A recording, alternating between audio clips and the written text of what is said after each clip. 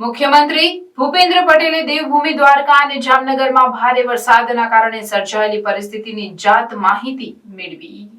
છેલ્લા 3 દિવસથી ગુજરાતમાં સૌરાષ્ટ્ર અને દક્ષિણ ગુજરાતમાં ભારેથી અતિભારે વરસાદ વરસી રહ્યો છે, જેના કારણે અનેક ગામડાઓમાં પાણી ફરી વળતા લોકોને મોટી હાલાકીનો સામનો કરવો પડ્યો છે। ઘરો અને દુકાનોમાં પાણી ભરાઈ જવાના કારણે મોટું નુકસાન સહન કરવાનો વારો આવ્યો છે। ત્યારે મુખ્યમંત્રી ભૂપેન્દ્ર પટેલે દેવભૂમિ દ્વારકા અને જામનગર જિલ્લામાં ભારે વરસાદને કારણે સર્જાયેલી પરિસ્થિતિની જાત માહિતી મેળવવા મુખ્ય સચિવ રાજકુમાર સાથે અસરગ્રસ્ત વિસ્તારોની હવાઈ નિરીક્ષણ કર્યું। મુખ્યમંત્રીની સાથે અધિક મુખ્ય સચિવ પંકજ જોશી તેમજ પોલીસ વડા વિકાસ સહાય પણ સાથે જોડાયા હતા।